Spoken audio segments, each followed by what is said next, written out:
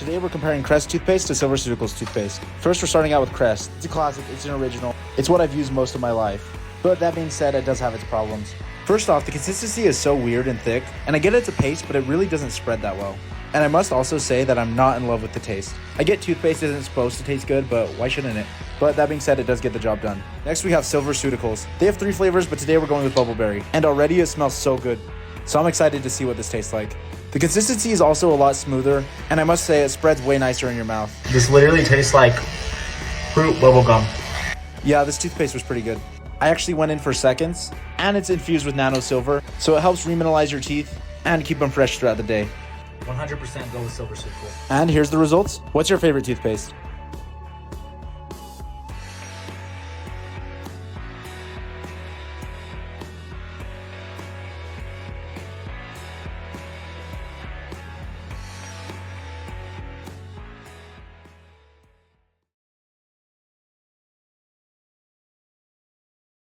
The weaponization of medical research is not just an American issue.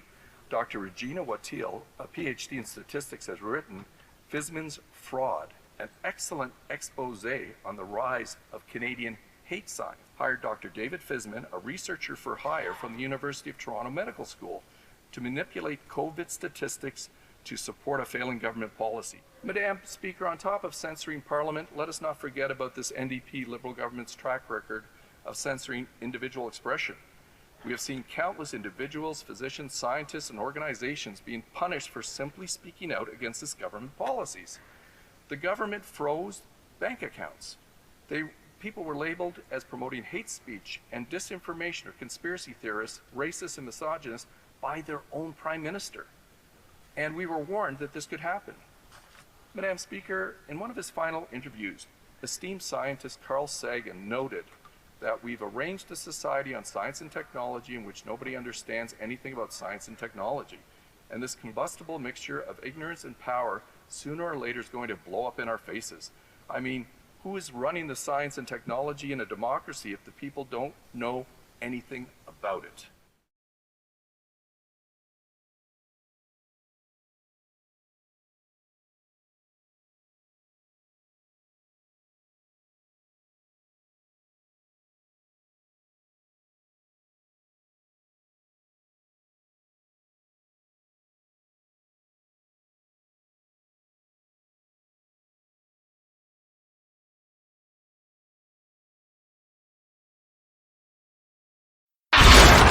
Welcome to the show, Regina, and thank you for coming on tonight. I was absolutely fascinated with our conversation the other day, and I want to pick that up at some point tonight. But first, we got to get back to the beginning. Could you please tell the viewers exactly what your background is, who you were before this pandemic, and eventually we're going to get to why you wrote the book and then what's in it. But just give the viewers a little bit of a rundown on who you are, please. Okay. Thank you, Shadow. Thank you for inviting me here tonight. My background in for the sciences is I have a Bachelor of Science with a specialty in applied math and theoretical physics, and I have a Master's of Statistics and a PhD in statistics. I used to do a lot of consulting. I used to work as a principal statistician for an economics firm, and we did a lot of consulting for the government. We specialized in risk, benefit, and options analysis. I did step down from my career path years ago following an accident. So I did have an accident where I was crushed between 2 vehicles while putting groceries in the trunk of my car. And yeah, it was a bad time, a bad time. So I ended up stepping down and focusing on rehab and family. So I don't know how to fast forward to now, just to put that out there. So my life took a big turn after that event, and I did focus on my health rehabilitation, family. We were big into sports, the kids' sports, their education, and then the pandemic hit. So when the pandemic first hit, and all of the politicians were running around screaming 2 weeks to flatten the curve. As a statistician, how did that hit you? Well, up until the point where the pandemic was hit, I wasn't really paying a lot of notice to what was going on. I was involved with the kids. I remember hearing Premier Ford here in Ottawa saying that he was going to close down the schools for a couple of weeks after the March break. And I was driving down the road and I almost did a 180 back home because I could not believe that just out of the blue he was going to do this. So right away I went on my computer, fired it up, went on, collected all the stats I can get about what was going on to do a quick, my own quick risk analysis to kind of gauge what the risk was to myself, my kids, my family, people at large. And right away there was there was some red flags. Well, I guess at that time we didn't know because we hadn't heard yet about who this virus would affect or make very ill, right? We didn't know that. I would have thought because it was a cold like thing or, a viral infection that it would have harmed children and older people alike, like the flu does. But that wasn't the case. Did the statistics show that in the very early days of COVID-19? Yeah, they were tracking this right early on. And when I went on, there was actually quite a bit of information about what was going on over, in Italy and in different parts of the world. And at that particular time, there was already information showing that it largely affected the elderly and those with comorbid conditions. And it changed by a factor of about 1,000 between the risk for the youngest and versus the oldest. So they already had that information available, and they also, you could see what was going on in over in Europe before it got here, so you can kind of see the progression. Yeah, So but some of the things that were going on in Europe, I mean, like people are going to be going, wait a minute, hold on. They were showing video of people, like falling down dead in the streets in Spain and Italy and China. And they were terrifying people, right? And we know after how long now that that was never the case. That's not how COVID works. You don't just get it and go "Ah," and fall down in the middle of the street. So, what were the numbers from Italy like? Were they much the same as the pandemic went through? Were they much the same as Canada and other countries? well, I mean, there was some special circumstances in Italy, but when I looked at the data, what I was looking at is all the different parts of the world, how the progression was in terms of the doubling rate between, how long it took to double the incident rates, and about when you'd see the peak and when it would start to come down. So I was kind of looking at those kind of trends, as well as who it impacted, the elderly, the young, that kind of thing. So they did have that information available pretty early on. Um, In Canada? well, it was worldwide data, so you can see the same trends happening in terms of, like, once it started rising, you can see when the peaks hit a few weeks after you hit the peak, and it would start coming down. So you had that same kind of trend in most places, except a couple places where it kind of made me laugh, because you can see that you couldn't trust the data coming out of places like China and Iran. I actually sat down with my husband, showed him the curves, and we laughed about it. You know what's interesting? As I think back now, 3.5 years, and all of the different infection rates, I guess you would call them, in all the different provinces across our country. And Ontario and Quebec were so badly hit. They were red all over the map, and BC and Alberta, they were getting it too. But Manitoba and Saskatchewan, and I noticed this because I live in Manitoba, were strangely unaffected by this thing. And I thought, wait a minute, how is that Manitoba and Saskatchewan aren't getting the cases that Ontario is getting and that BC and Alberta are getting? And this went on for months, and people in Manitoba were even bragging about it. And I thought, huh? What, like, well, we're the COVID-free province here in Manitoba. Come to Manitoba if you want to live, right? And I thought, is that just lagging data?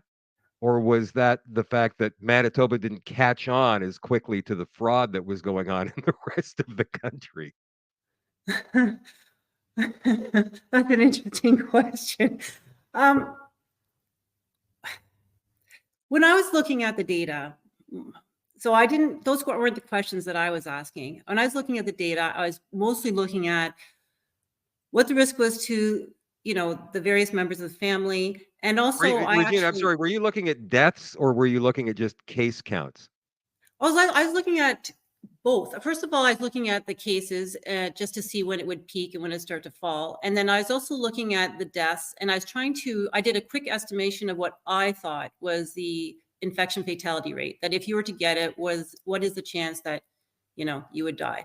So you could do this calculation pretty easy early on to get a rough estimate. And right away, you could see that the estimates that they were giving to the public were way off, like by order of magnitude or more. Like you could do that calculation easy early on. And both my husband and I independently arrived at approximately the same IFR. So we knew right away that there were some issues with what we were being told. And the strategy that the government developed didn't really make any sense. So when you had this information at hand, because you're an expert with statistics, what did you do with it?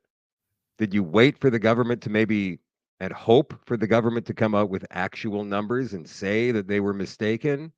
And when that didn't happen, what did you do next? What was the next course of action?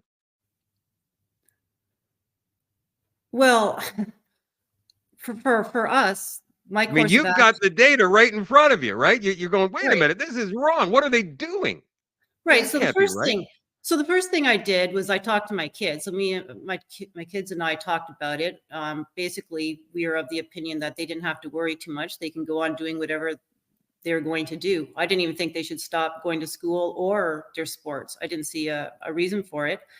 And for my husband and I, it was, more risk than the kids, but it was manageable. So, I mean, we weren't going to go and party or anything, but we weren't really that concerned. When it came to like my parents, we were more concerned with my dad because he was in very poor health. So I called my father and talked to him about laying low until we figured out what was going on. And I talked to my siblings who were in healthcare, to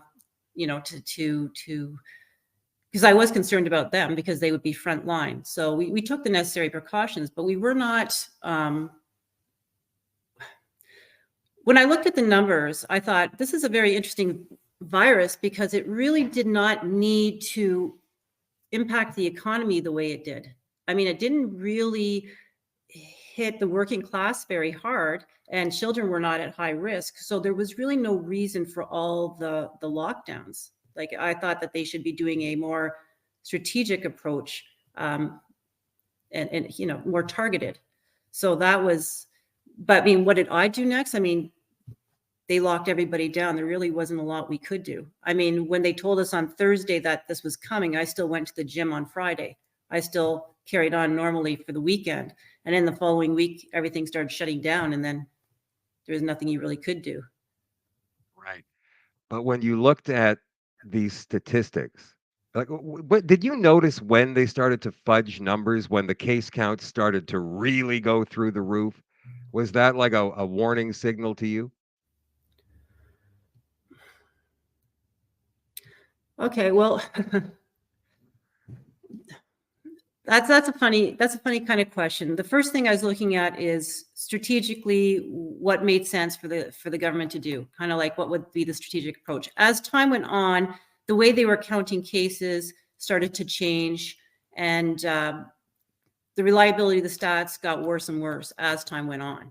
So that's and then it became more sensational. Well, it was pretty sensationalized initially, but the manipulation became more and more apparent, I believe, as time went on. I could do more with the data in the beginning than later on. I guess my question to you then would be, did you notice, like, when did you first notice that the data was not right, that they started to manipulate it?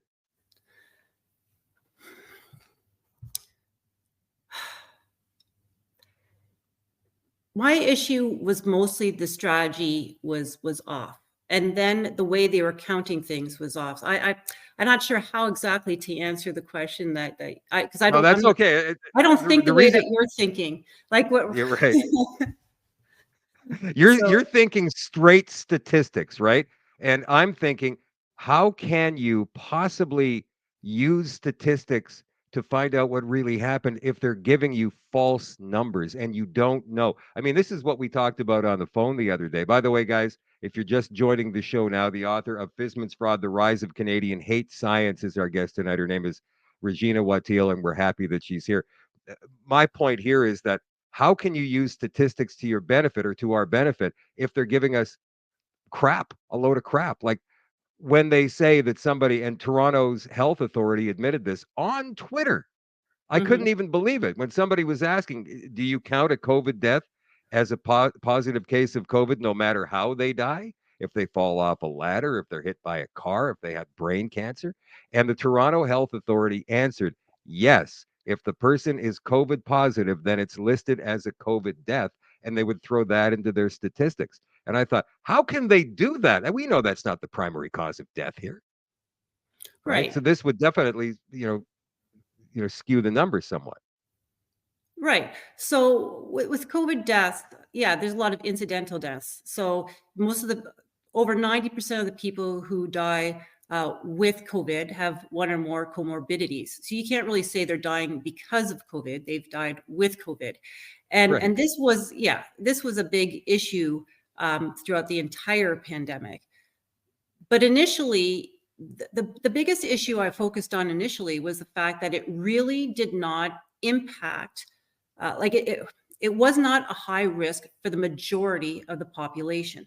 It was a high risk for the elderly and those with a comorbid condition. So it didn't really matter like how sensationalized it was, how they were counting it. If my kids were got COVID and you couldn't tell or was very mild, there would be no reason to lock everybody up. So it was really what they were doing based on the data.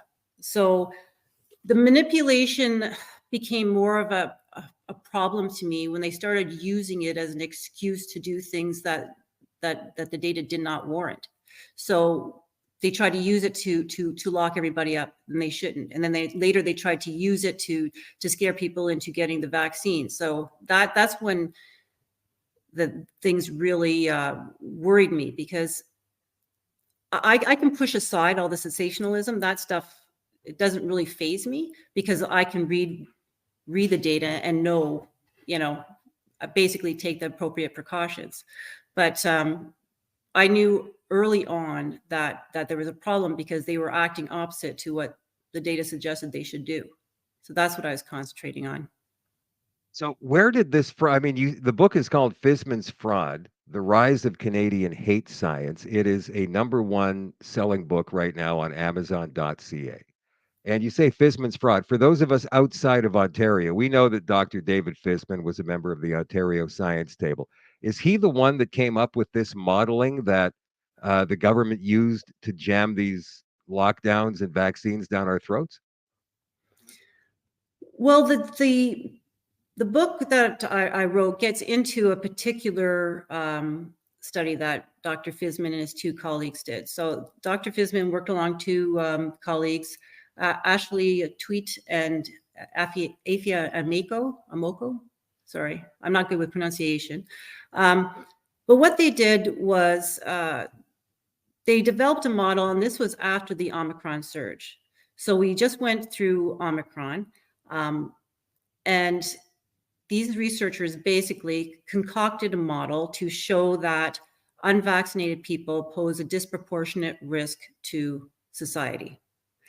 But then they concocted this model, and then they tried to pass off their fabricated results as fact. So this is where the issue is.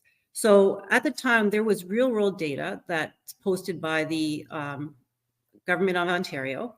And for Omicron, it showed the very opposite. It showed that vaccinated individuals had a higher incident rate than unvaccinated individuals.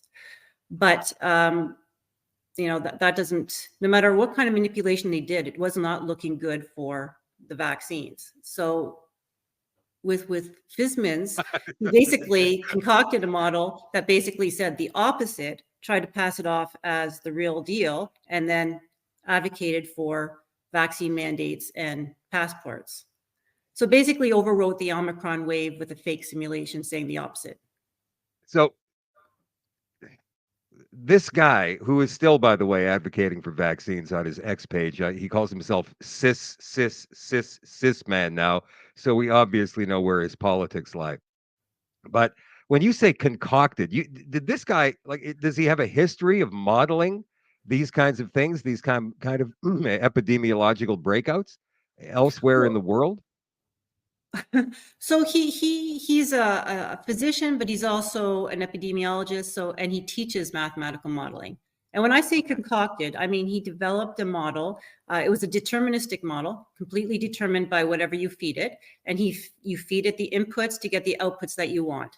So it was actually a very simple model, pretty much governed by just a couple of parameters, which is like the immunity of one group versus the immunity of the other. He put in the inputs that would give him the desired outputs.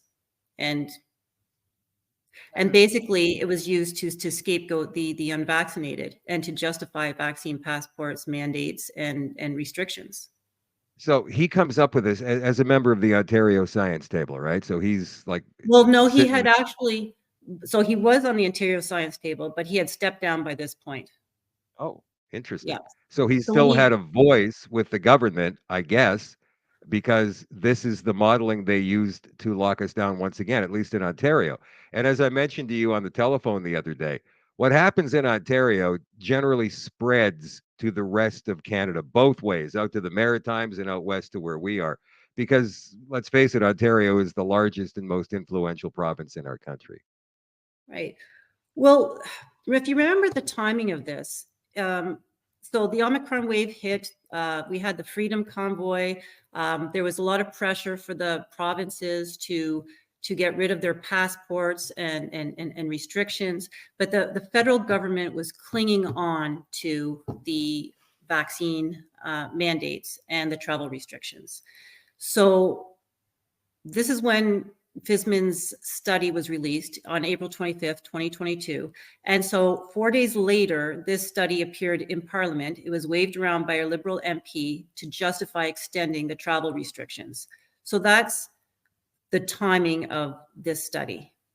But the study was funded by the federal government through CIHR. So CIHR funded the study, and it was published in the Canadian Medical Association Journal, and it was taken up by dozens and dozens of media with the headlines basically warning of hanging out with us. Yeah. So did you know by the time this model had come out that it was fake? Had you seen it yet, or did you have to take the time to go, all right, I want to have a look at this and break it down then? Well, when it first broke and I heard it on the radio, I just dismissed it as just a garbage study. But then I kept hearing it over and over again, and I thought, what's going on? This is obviously incorrect, because I was paying very close attention to the real world data, and I knew exactly what it said over that exact period, and I knew even what the graphs looked like because I had looked at them before. So when I went into a study and I read it, because I was wondering how it could possibly happen, right away it was obvious it was a textbook case of scientific fraud. He fabricated the results and then tried to pass it off as a true reflection of what occurred. You can't do that. That's the definition of fabrication, of scientific fraud. So go ahead. Sorry, and then he went even further. Like, not only did you concoct, or fabricate the data, try to pass it off as fact, the real data was readily available, and he ignored it.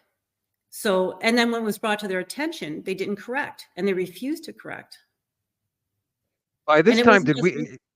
I'm sorry, because my timelines get all screwed up every now and again because it's just so difficult. So many things have happened over the past 3 years, but you've got them locked down. Obviously, you wrote the book. When did we find out for sure that there were breakthrough cases with this gene therapy? Was it when Omicron came out? Is that when the No. media started talking about it, or was it way before that? Like, and Omicron was like, was it not November of 2021 or October of 2021 when that wave hit? Okay, so breakthrough cases were already well established in the Delta period. All right. Oh, right. So Okay. so the vaccine was rolled out in it started in December 2020, but that was just mostly for physicians and healthcare workers. So Yeah. most of the people started taking it. I think started ramping up March, April, May of 2021. And then the second dose started ramping up in the middle of June. But even by the spring of 2021, early in the rollout, breakthrough cases were quite common. They were so common that the CDC stopped tracking breakthrough cases and only started tracking the ones that resulted in hospitalization. Like, breakthrough cases were pretty common. And by July of 2021, the summer of 2021, when people are getting their second doses, there was already some really big outbreaks amongst mostly vaccinated populations. So you had huge outbreaks, even in Delta, when they were telling you that, get vaccinated so you don't transmit, so that you don't, get sick. They already knew at that time that it didn't stop transmission, and that vaccinated people, when they get it, were about as likely to pass it on as unvaccinated. They knew this before the mandates came in. All right. Before. But what happened is, by end of November, early December, you have Omicron. Hold on. Before you get to Omicron, let me stop you for a second there, because to me, like, we knew, the people who were following all of this stuff through the Delta outbreak, we knew there was breakthrough cases. We knew there were reports of cruise ships getting outbreaks of COVID, even though all the people on these boats were vaccinated with 2 doses. We knew that there were getting outbreaks in extended care homes, and all of the people in there were vaccinated. So we knew all about this, but the government never admitted it, like, not right out front. As a matter of fact, I recall both Joe Biden and Justin Trudeau going on TV and saying, this is a pandemic of the unvaccinated, right? So we can say they knew, and we can be fairly right about it, but they were still lying to people to get them to take the vaccine. So Right. So please one of the carry on. things, so one of the things that my book does is that it carves a path through the pandemic, and it compares what was known and when to what we were being told. It lays it right out so you can kind of see how they don't add up. So Oh, yeah, that's great. so and it makes it pretty clear. It's actually pretty incriminating. We did know a lot of things, and they did know a lot of things. And when you look at the reports written by the federal government, I mean, the media didn't pick up on them and they didn't report them. But even what was being reported by, like, the chief government scientist, it admitted a lot of things. It admitted they didn't know if it stopped transmission, and they didn't know how long it would last, and they didn't know a lot of things. And it's right out there, but that's not what was talked about. And they What did was know about breakthrough what cases in Delta. well, what they talked about at the very beginning was, it's 90, was it 97 or 95% effective at stopping the virus? Isn't that what they said? And I think Pfizer and Moderna were pretty close, 96, 95 or whatever. And then the next week it was 92, and then the week after that it was 88, and then the week after that it was 83, and so on and so on. Like, Oh yeah. the efficacy kept getting worse and worse and worse as more people got vaccinated. And yet people still kept, it's amazing what the media and government and that propaganda machine can do, right? Oh yeah, it's the gaslighting has been extraordinary. And there's been gaslighting not just by, the politicians. There was scientific gaslighting. I mean, when you look at Fisman's study here, that is got to be one of the biggest cases of scientific gaslighting I ever saw. You can see for yourself, right on on even with the government data, you can see for yourself that with 80% of the population vaccinated, the cases soared to 5 times what they were before. That's after the vaccination rollout. And then you do a study that you concoct a study that tries to flip things around and say nope, it still works, and then people go along with it, and you're like, it feels like you're in an alternate universe.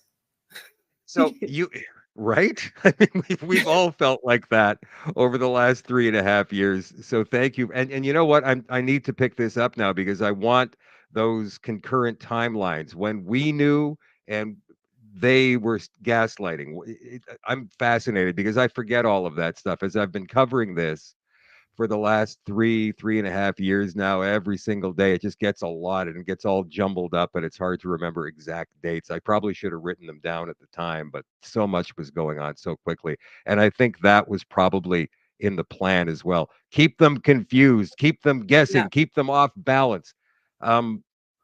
Moving forward, when you had all of this data and you knew about Fisman's fraud, what did you do at that point with that incorrect data compared to what you came up with?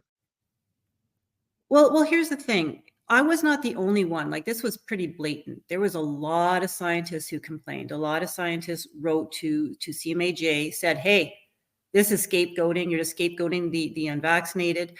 It's opposite of what reality says." I'm not the only one who said this. And quite a few people, myself included, asked for that paper to be retracted and for the record to be set straight.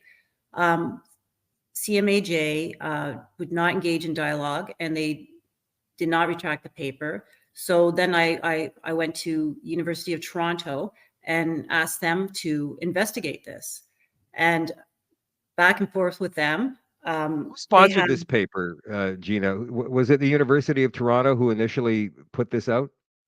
Well, the University of Toronto is where the researchers are from, or the University of Toronto.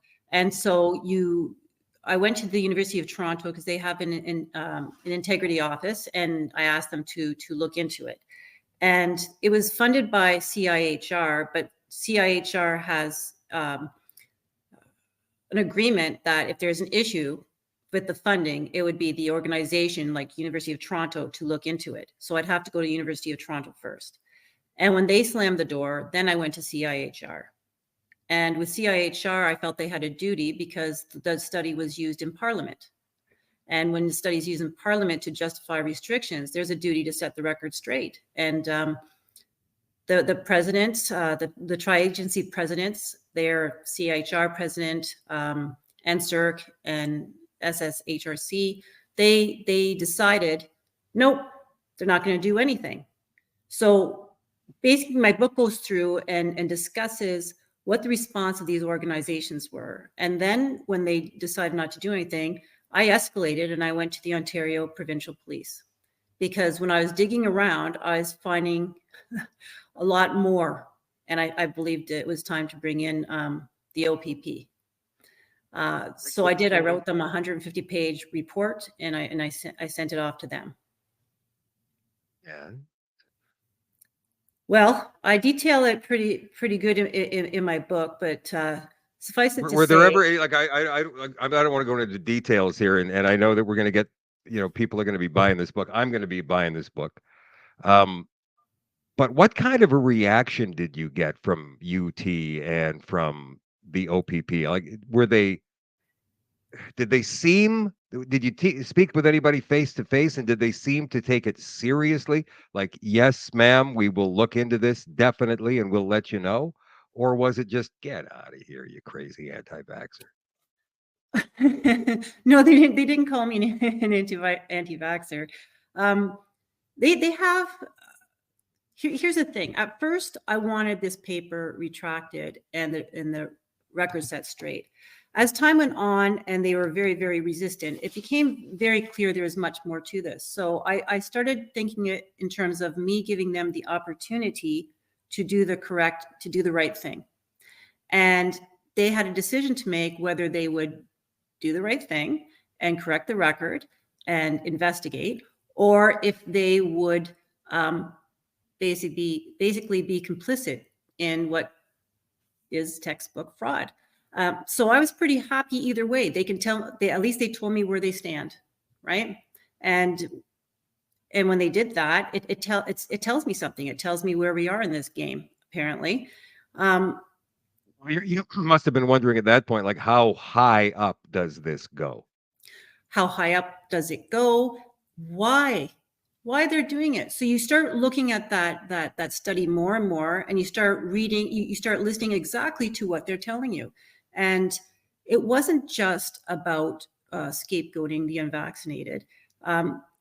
This was what happens is Fisman's study is central to the pandemic response. All right. If you do not have a reduction in transmission, if you don't have that, then you do not have justification for the mandates. You do not have justification for those restrictions, period. They're trying to dance around it now. And there's a lot of arguments that against their tactics. But if you do not have transmission, they are in trouble. And this shows that when they were in trouble and you could not establish that they resorted to fraud. That is very damning. And it goes beyond we didn't know, because what I show is they did know. They knew and they locked in. And that's very powerful. That's fair. Did you go to any politicians with this? Before I wrote the book?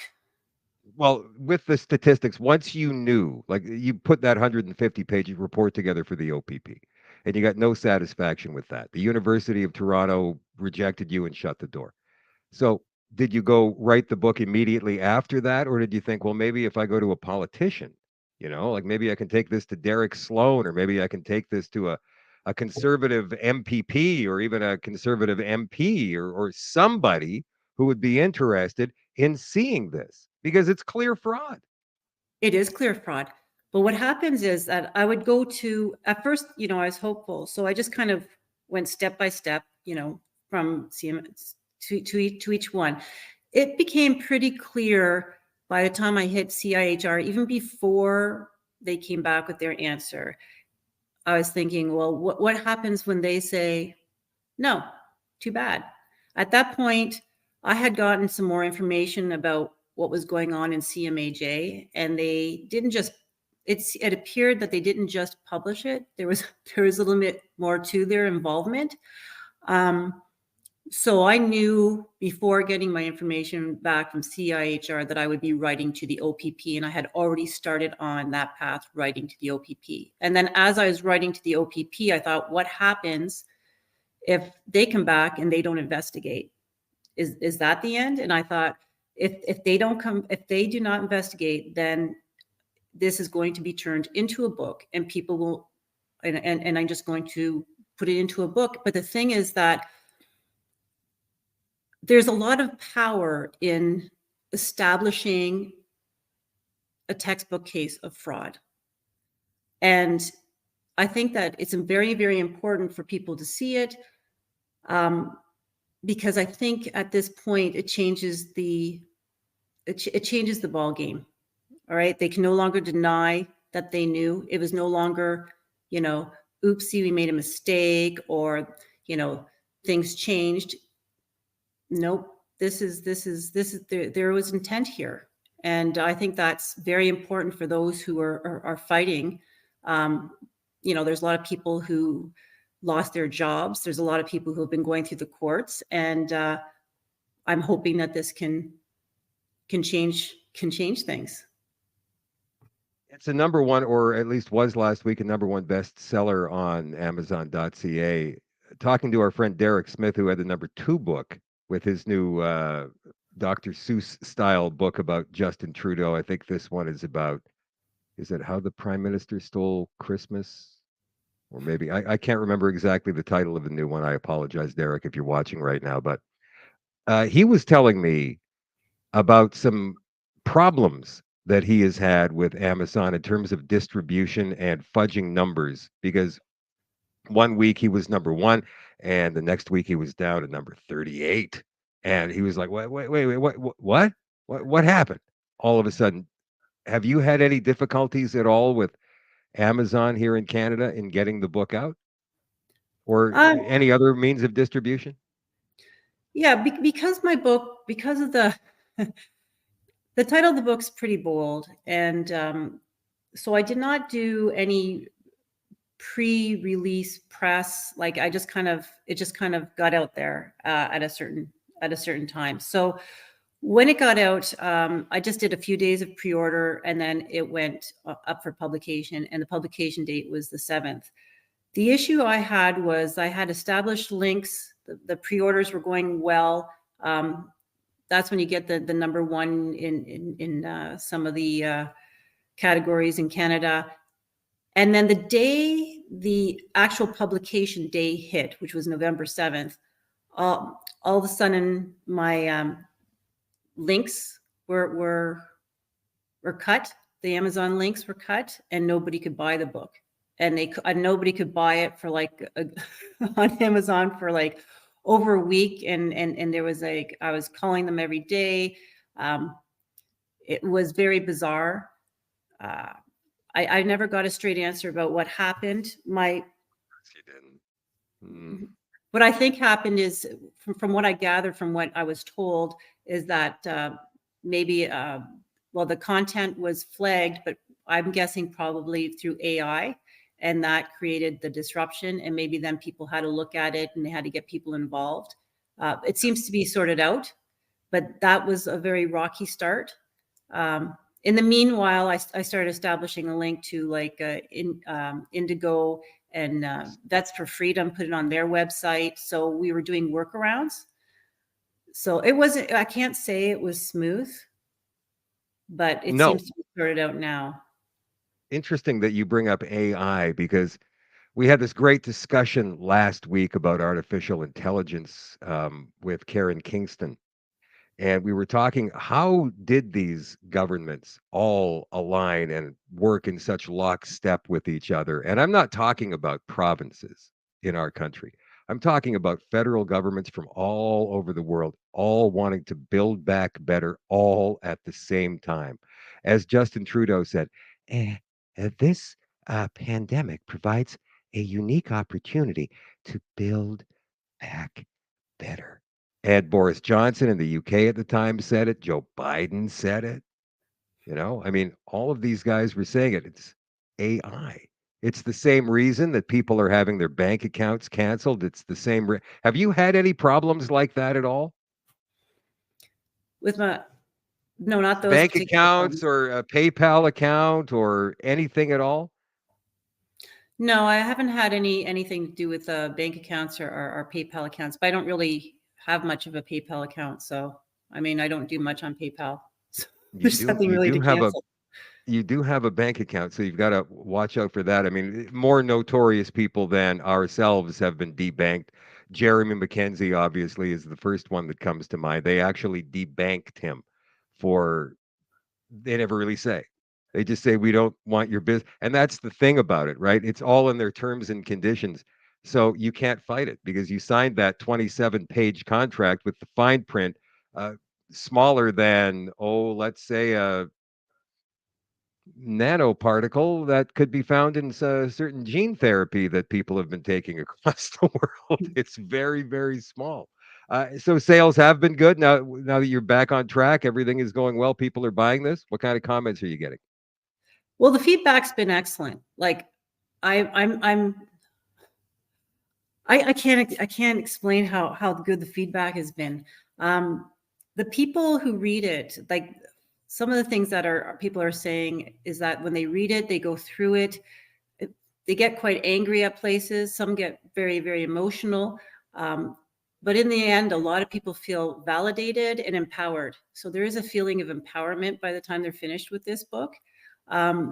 It does, like I said, give a clear, carve a good path through the pandemic. So you get your timelines, straight, because like you said, Shadow, people, so many things happen that you forget when they happen. So this is very good that way, in that you have a clear path through the pandemic. It gives context as to how this study was used and why it's very important that that it doesn't go forward, that something happens, because there's more to this. People have to realize there's more to this than just a small little study scapegoating.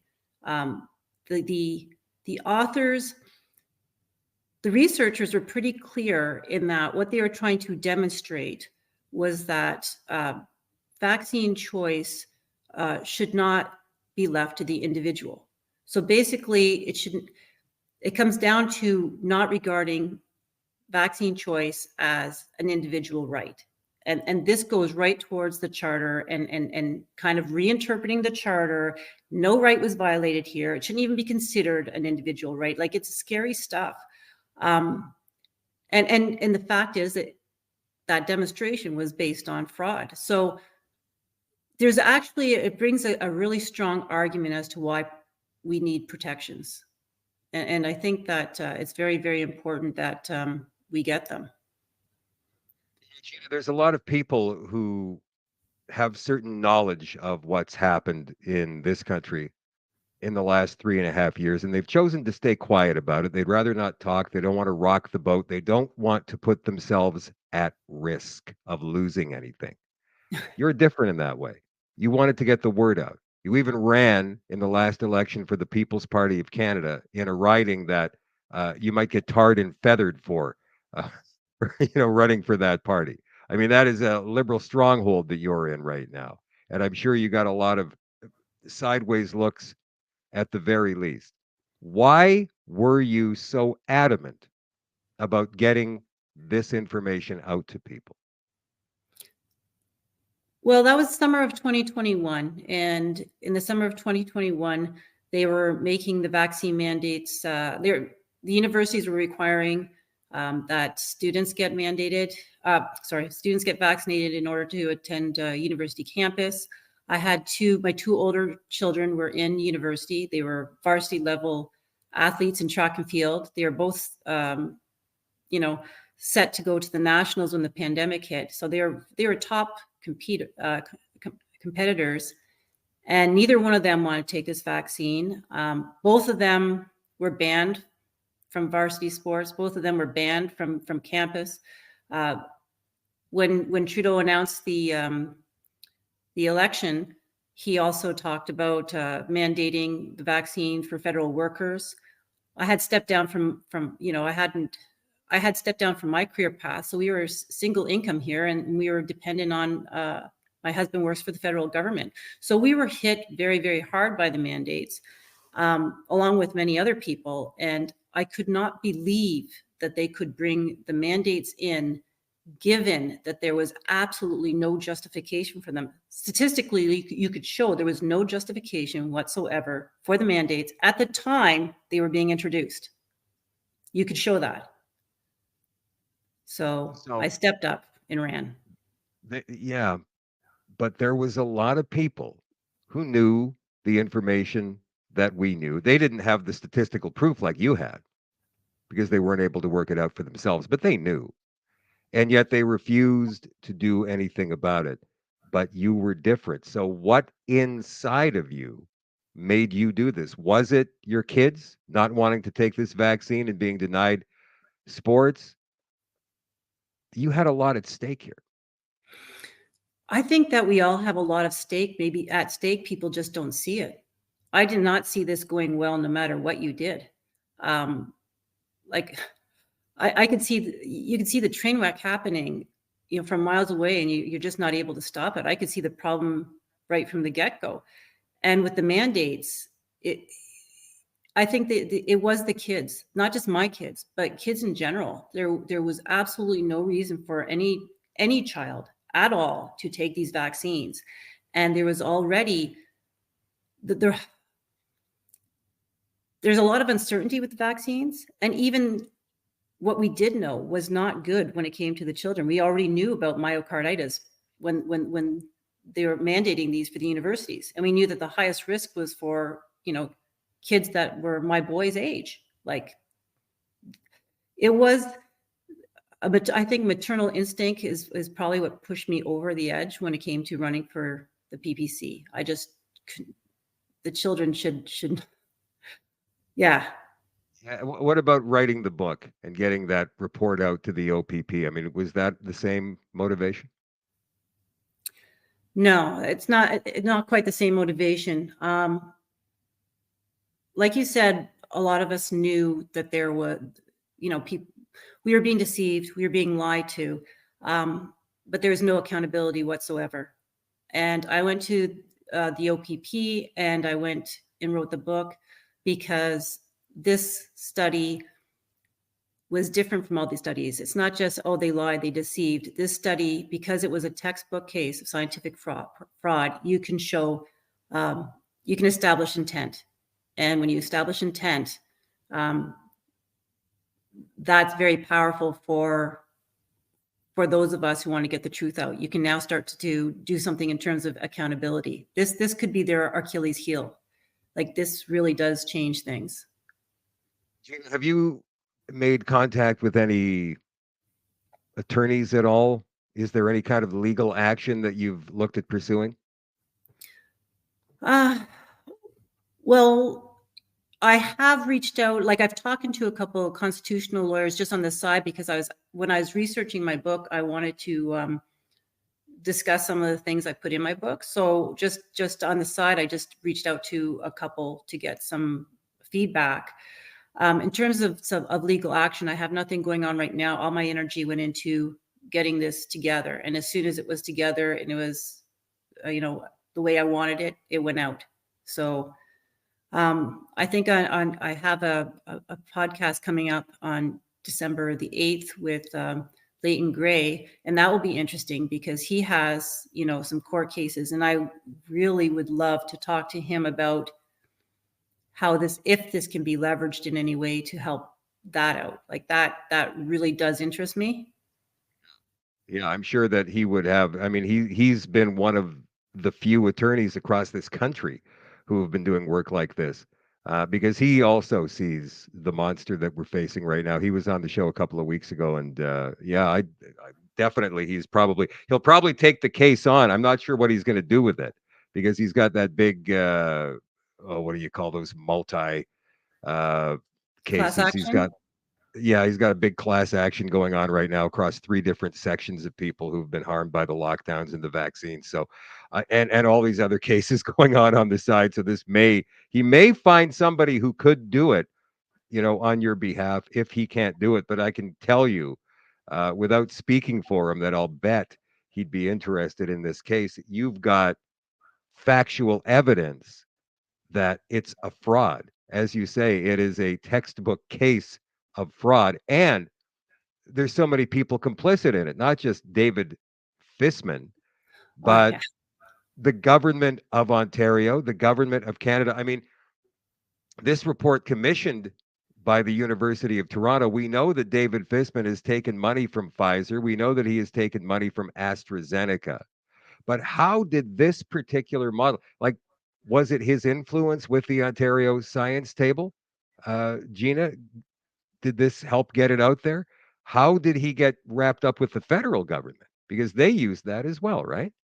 Well, David Fisman was involved in the pandemic response at every level of government. So he was doing modeling right, I think before the pandemic was even called. In February 2020, he received grant money to model the pandemic.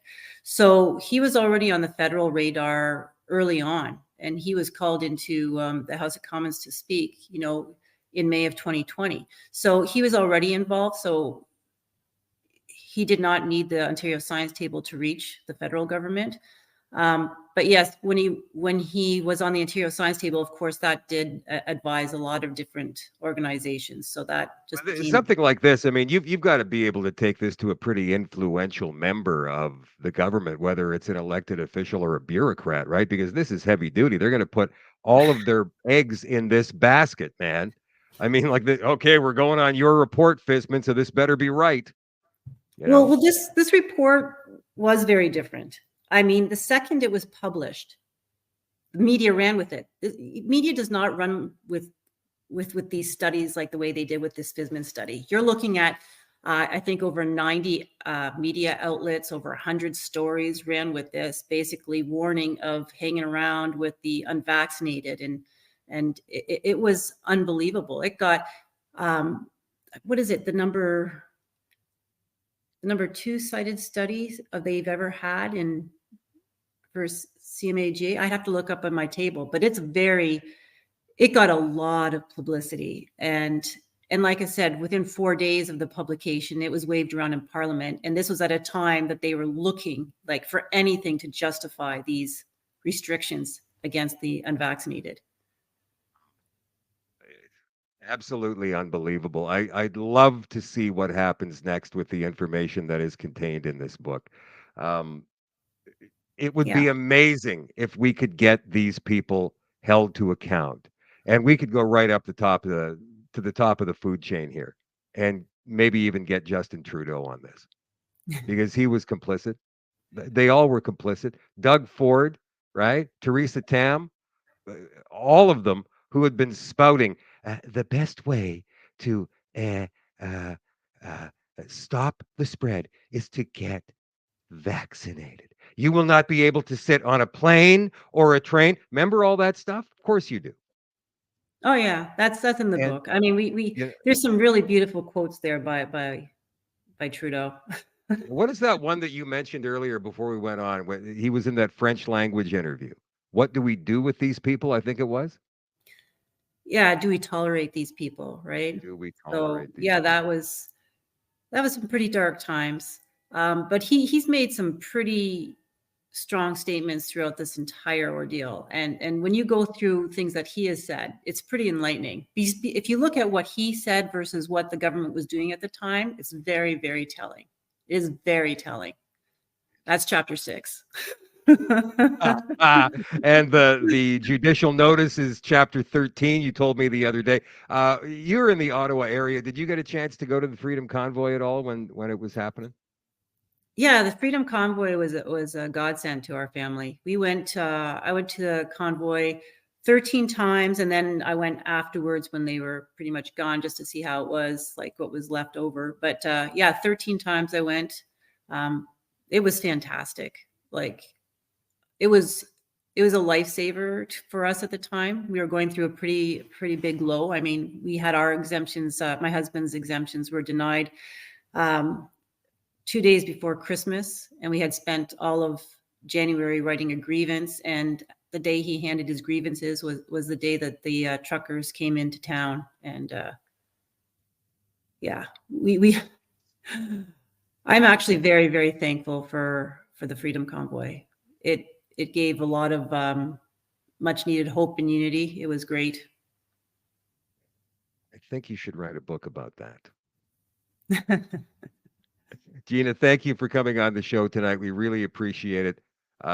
Run out, you guys, and get Fisman's Fraud, The Rise of Canadian Hate Science. It's available at Indigo and Amazon.ca right now. Let's keep it at number one. We'll get you on again, talk about more stuff. Thank you, Gina, for coming on tonight. Regina Watteel, everybody. Thank you, Shadow.